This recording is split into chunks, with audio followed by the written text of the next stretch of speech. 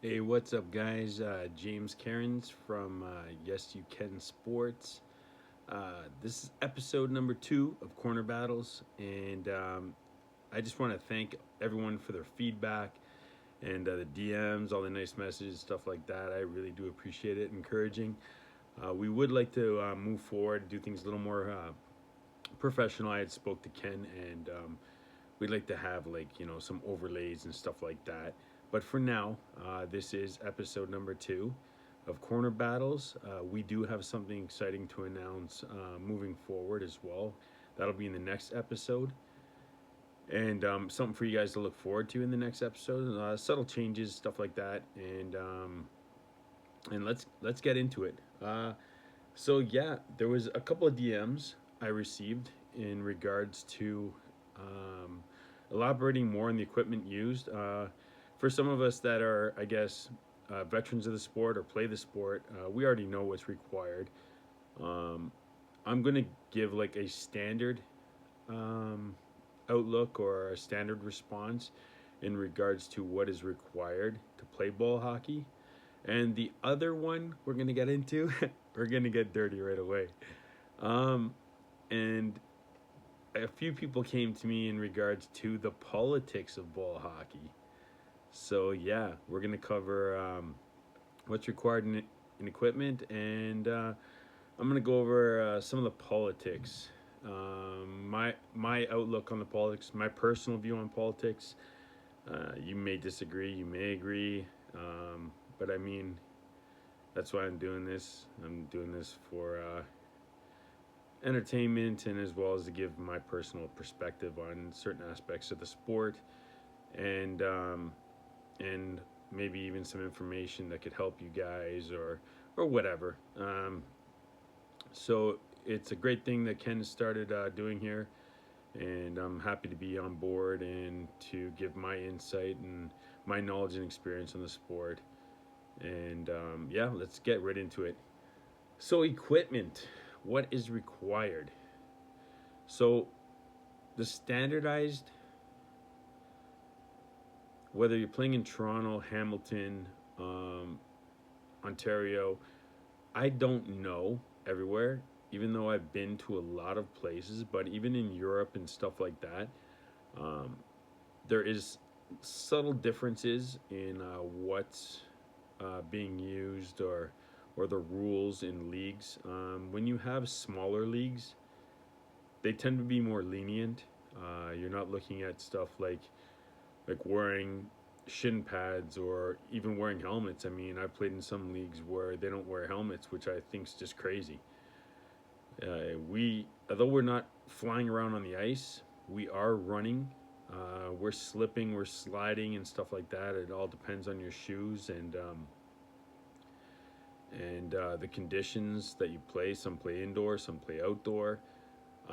I personally recommend a helmet. I remember when I first moved to Niagara region, guys weren't wearing helmets, and I was the outsider, and it was more of a situation where it was like, um, this guy's an idiot. He's wearing a helmet, stuff like that. Okay, you try hard, stuff like that. And I mean, since then, the rules have changed, and it's a situation where helmets are required in Niagara as well.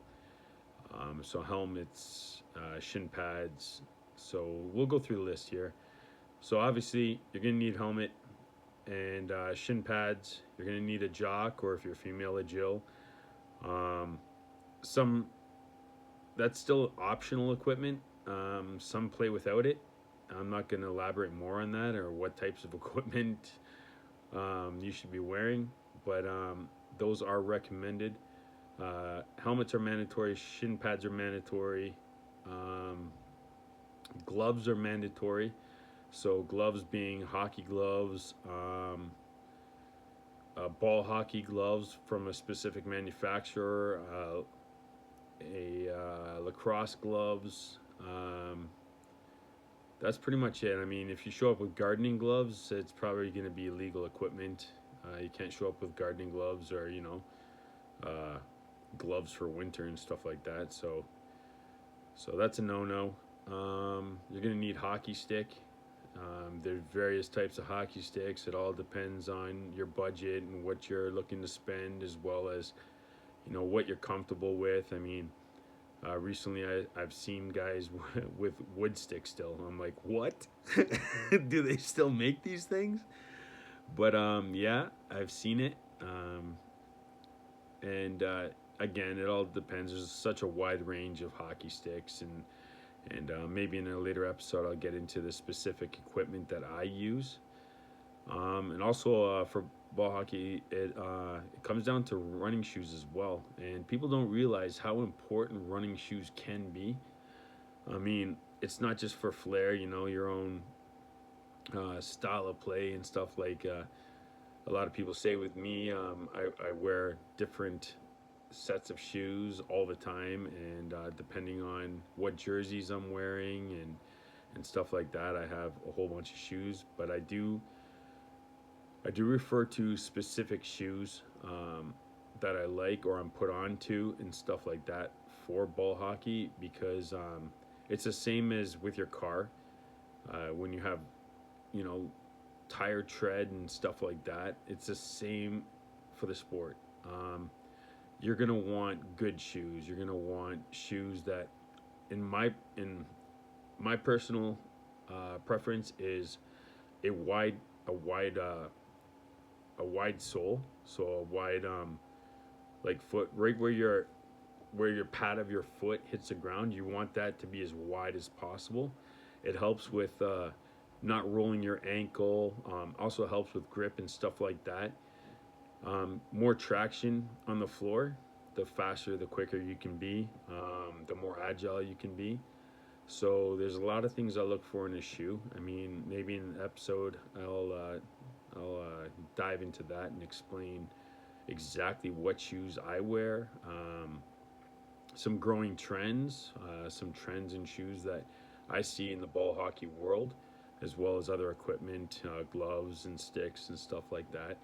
I'd love to speak on that, as well as like jerseys. Obviously, you're gonna need jerseys and shorts. So some people, it gets down to even using equipment like base layer equipment, right? You're gonna need. Some people go into like the they're called brace layers. They're like leggings. There's different types of leggings that you can use. There's Under Armour, stuff like that. There's all different kinds of brands. It all depends on what you're looking for and the support you're looking for. But people use leggings, and I myself use them, and I find the ones I use absolutely phenomenal. They help support you. They help. Actually, it feels like they give me a little more spring. So they can help. There's equipment that I feel too, whether it's shoes or base layer equipment, stuff like that, that can really help in your game, and as well as keep you safe. So what else? Helmet, sticks, jock, gloves, shoes, jersey, shorts. That's about it. Again, it's recommended you can wear stuff like mouth guards and stuff like that. I don't use one myself. I still got all my teeth, thank God. But I had a few cracked recently. Not cool and can be painful. But a mouth guard wouldn't have helped me, I don't think, in that situation. They were further back in my mouth where I took a butt end. And yeah, not cool. Um, what else? Elbows, there we go. So I'm always going to recommend to anybody in the sport, it starts with youth as well, to have some sort of neoprene sleeves either on your elbows and your knees, or some sort of elbow protection. Me personally, I feel like even though I'm still playing, I would have been in a lot better shape, or been playing a lot better, if I would have used neoprene sleeves on my knees and my elbows when I was younger. That's the truth. I really do feel that they support they support you and help you. And there has been research done on this and what it does to your body or helps with your body. So that's something that definitely could be looked into as, like, maybe not a primary piece of equipment, but if you're looking for secondary stuff such as like leggings and stuff like that, definitely look into stuff like that. Some people use compression socks too for their calves. That can help. Um, Anything that you can do to help elevate your game, I recommend doing. And what gives you the mental mind state or mindset that you're going to be performing at your best all the time. Okay, it's hard to do. It's very hard to do to perform best all the time, but anything that can help you get there, I recommend doing. And again, do your research, look online, stuff like that. Different products available. I can speak on later episodes on what I use. Being an older guy, still playing the sport at high levels and stuff like that, uh, it's beneficial to me. May not be beneficial to everybody, but I could go into the info or provide you guys with the info of what exactly I use. Um, so yeah, that's about it for equipment. We'll get into the dirt, into the mud, the trenches, in regards to the politics of ball hockey. So it wasn't really explained to me what they're looking for, or an explanation on it. Politics in any sport exist. Okay, there's no way around it. It happens everywhere, and it happens in ball hockey. It happens in ball hockey at all different levels. And the higher the level you play, there seems to be more politics involved. So it's inevitable that wherever you go, politics will rear its ugly head. And last I checked, I don't play ball hockey at Queen's Park, so politics to me are really irrelevant. I've gone through it. I feel I've persevered through it, and how I did was just trying to make the right choices that best suit me. And I think that's the way you look at it. I mean, we can say, or you can say, I'm better than this person, I'm better than that person, but does it mean you're gonna get on the power play? Does it mean you're gonna get on the penalty kill? Does it mean you're gonna move from third line to first line? Are they gonna play you more? It's an uphill battle if you're already dealing with it, or if you're going to a team or an organization that already has these aspects in place, or are in place. So, in my opinion, why go there? Why play ball hockey with a team just because they win or whatever? It's if you want the playing time, if you want to become better, why are you going to subject yourself to the politics of that team? Just doesn't make sense to me. So if you're going to go to a team and bitch and complain, oh, it's political, it's this and that, it's on deaf ears with me, because I just don't see it the same. And I'll tell you why. So imagine going to a ref and complaining. You're bitching and complaining. Call it back. I didn't really slash the guy. I didn't really trip the guy. Are you going to win? Are you seriously going to win that battle?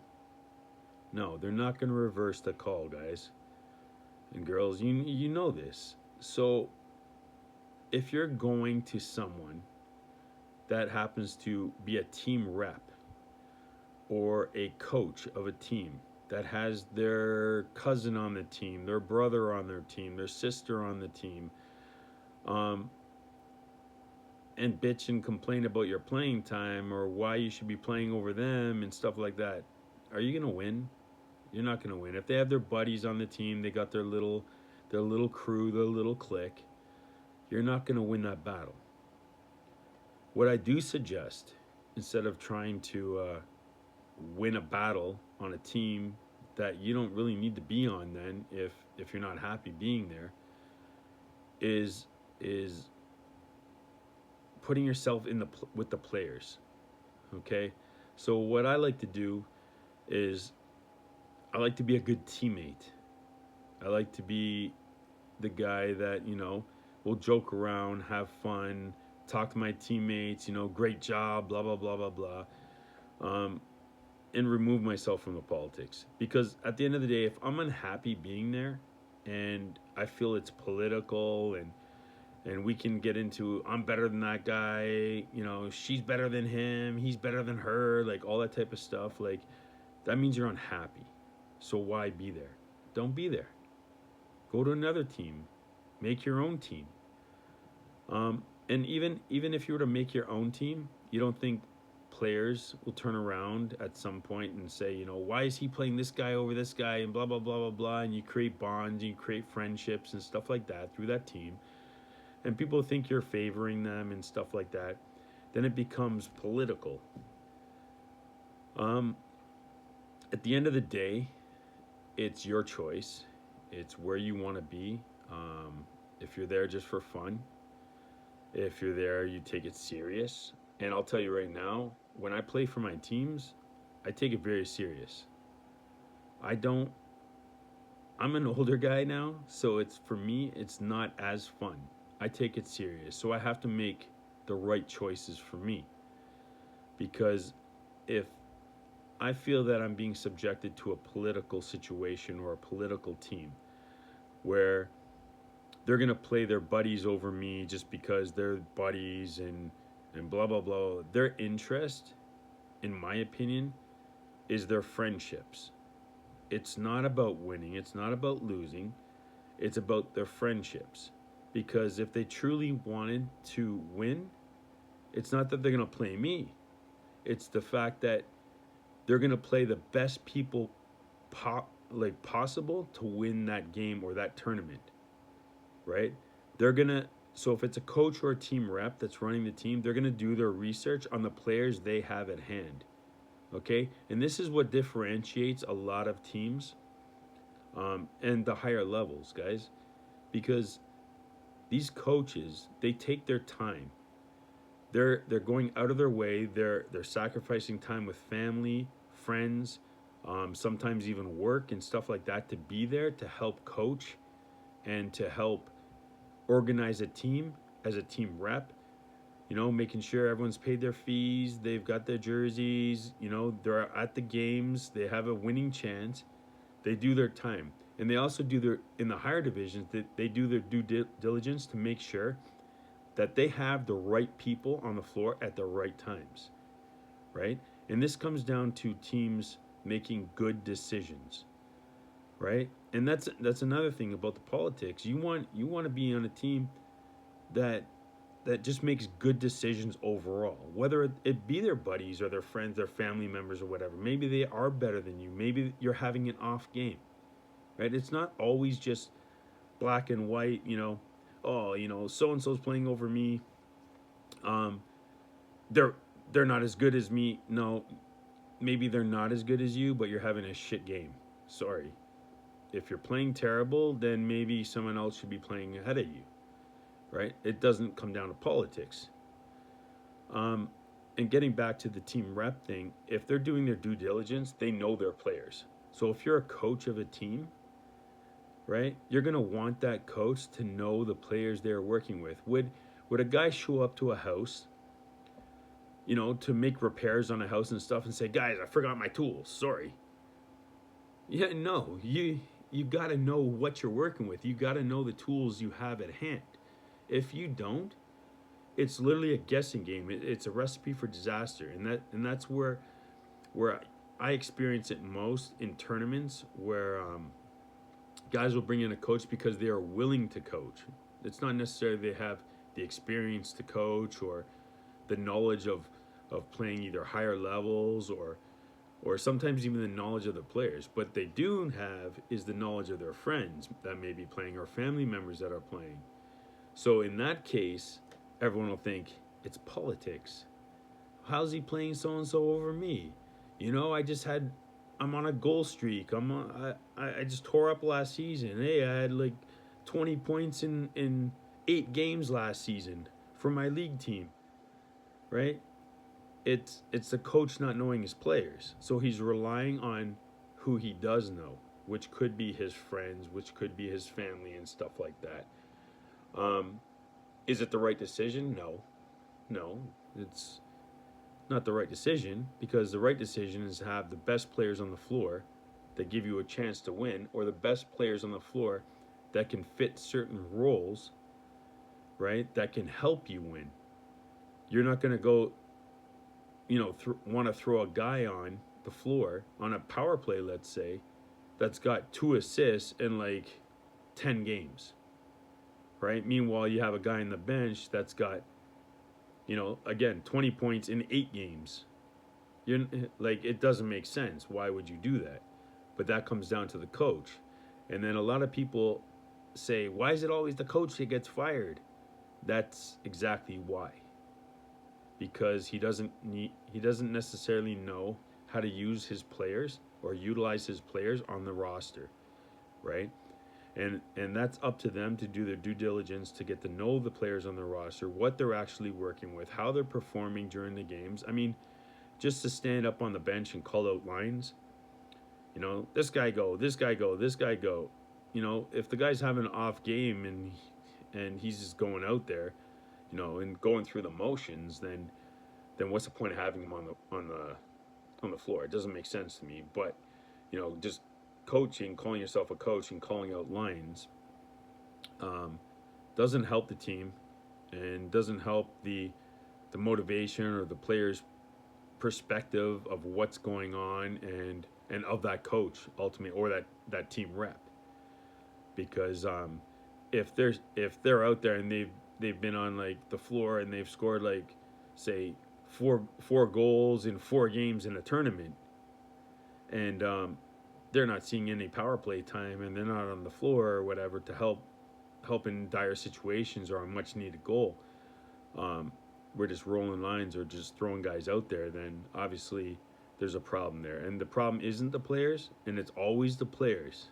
Mark my words. You guys all know it's always the players that get upset. And they get upset at each other, and they start bitching and complaining and whining and crying and stuff like that. It's what happens when teams aren't necessarily run as effective as they should be, right? It doesn't come down to just that too. It comes down to the player itself, right? The player could be toxic. The player could have an attitude problem, an ego, think they're better than they are, stuff like that. And these are all aspects that I feel weigh into the political side. I remember myself playing for teams in the past, and playing at a tier 1 level, and being like, bro, I'm way better than this guy. But no, he's friends with so and so who helps pay for the team's jerseys and shit like that. And when you hear that, it's very discouraging, and you think it's bullshit. But at the same time, you have a choice. You have a choice to be there, to ride it out, to fight for your playing time, or just pack up and leave. There's plenty of teams out there looking for good players all the time. So if you feel that you're a much better player or a good player that deserves more playing time, then you find that team that you gel with or that you fit with, right? Just because they're the top team doesn't necessarily mean you always have to play for the top team, right? You can help other teams grow and become more effective and be better players and stuff like that. Excuse me. So my overall statement as far as politics is, don't let it bother you.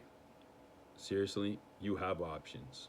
Stop dwelling on it. Stop using it as a scapegoat. Stop saying, I don't play this level because of politics. No, there's options. Maybe you're just not ready. Maybe you're just not good enough. Maybe you should be working on your game. Maybe there's other choices or other steps you can look for. When one door closes, another one opens. Like, it's not just cliche. It's true. It's true in any sport. There's so many sports, even at the pro level, guys go up and down all the time. They're all over the place. It's just finding the right path and the right way to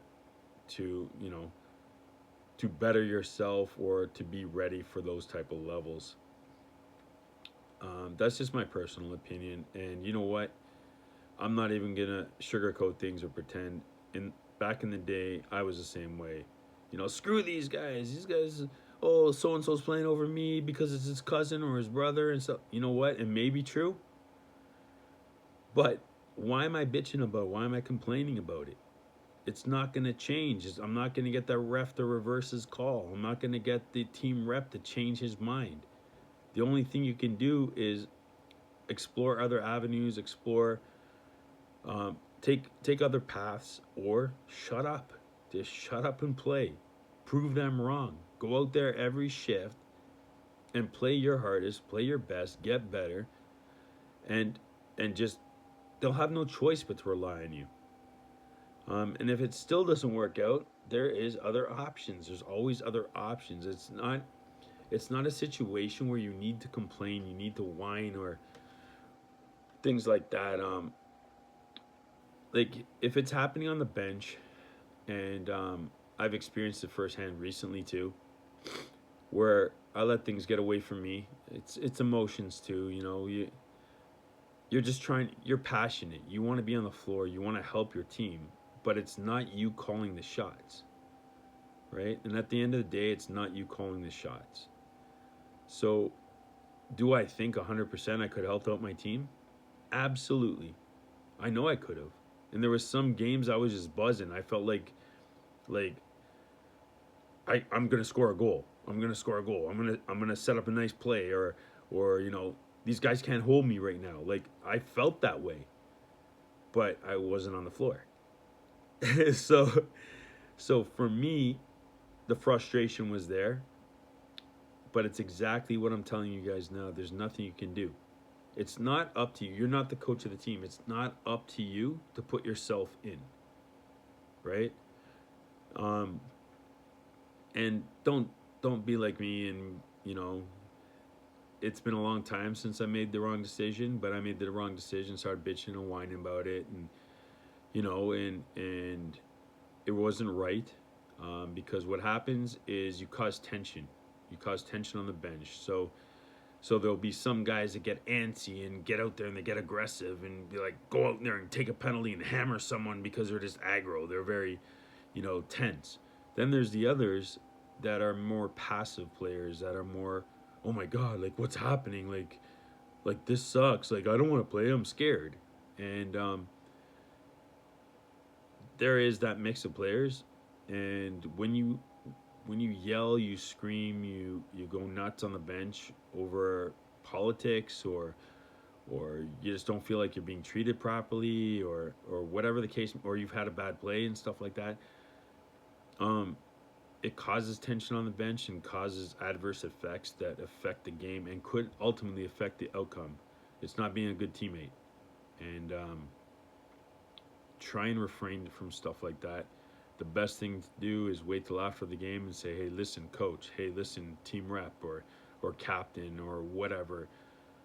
I feel like I could have helped here, or what do you think is going on with me right now? I think I could have been on the PK, or I could have been on the power play, or something like that. Like it's it's harder to do than you think because you're emotional, you're exhausted, you just finished a shift or whatever, and maybe things aren't going your way. But at the end of the day, it is the better way to handle things. I was known as a hothead for a long, long time. I would fight on the floor. I'd fight with my teammates. Um, it never served me right. Like it never was the right choice. It was never the right option, and I actually wasted years of playing, doing stuff like that. No one really wanted me on their team, and it was tough. It was tough because I couldn't understand. I was like flying out there. I was playing so well. I was one of the fastest guys, and I just couldn't understand why no one wanted me, and it was my attitude. So with that being said, politics is very diverse, guys. It's very it doesn't just come down to a team rep, a coach, an organization, a captain. They just don't want me and stuff like that. Or they're gonna play their brothers, sisters, mother, father all over you, and then you get like that in your head that like, oh, it's just political. I'm way better than them, and blah blah blah. And you know what? There's nothing you can do about it. Okay, politics exists everywhere. It's I like I said before, I start relating to the players in that situation. I start If you have a great group of guys on your team, that's who I'm staying for. I'm staying for my teammates. I'm being a good teammate. I'm staying to do the best I can and take the most opportunity of the chances that are given to me at the time, because it's beyond my control. And that's not my fault, right? And it happens in pro sports too. You'll see players leave teams or request to be traded and stuff like that. That's what it comes down to, guys. It literally does. Stop crying. If you don't want to be there, if you feel like you're being a victim of politics, um, nepotism, whatever, like, don't be there. Go somewhere else. Find somewhere else to play. Showcase what you can do for that season or whatever, and with the time that you have, and try and play elsewhere. Then it could mean, if you're a tier 1 player, that you need to go play tier 3, just to light up tier 3 to show that you can play tier 2 and tier 1. Like, then so be it. The door doesn't close permanently. Just open up another one. And that's all I really have to say about politics. We've gone over the time limit that I kind of set for myself. I'd like to keep them between 20 and 25-minute episodes. Maybe longer if we start streaming some of the episodes. I can go on forever about ball hockey. I don't have many people to talk to about ball hockey, believe it or not. I'm an introvert type of person. I like to involve myself with my family more, and even though you see me all the time playing, and I'm everywhere playing and stuff like that, my days off, I actually don't really talk or dwell about hockey. It's nice to have those days off. So sometimes it's just nice to do something different, guys, especially if you're playing a lot. So that's me, and that's my perspective, my personal perspective on politics, guys. Don't let it ruin you. Don't let it affect your attitude. Don't let it be affecting the person that you are, or even more importantly, don't let it affect your game. You're getting 5 shifts in 30 minutes or whatever of play, 3 10-minute periods. You're only getting 5 shifts. Make every single one of those 5 shifts count, whether it's tier 1 or tier 10. It doesn't matter. Make every one of those shifts count, and be a good teammate, and just keep trying hard, keep striving for more, persevere over the politics, over injuries, over everything, and look for longevity in the sport if you're taking it serious. And I take it very serious, even though I joke and say, I don't really care, or I have that attitude, or my play style seems like I don't really care. I take it very, very, very serious. Okay, this is what I do, other than spending time with family or work and stuff like that. This is what I do for a living. So if you call me a tryhard, etc., or, you're just complimenting me. You're literally, I'm out there trying hard. You better believe it. All right, so until then, guys, till next episode, and hopefully you guys look forward to some of the changes that we're going to have moving forward. Some of the level ups, so to speak. Until then, you guys all stay safe, enjoy the sport, have fun. We'll talk to you or see you in episode 3. Peace.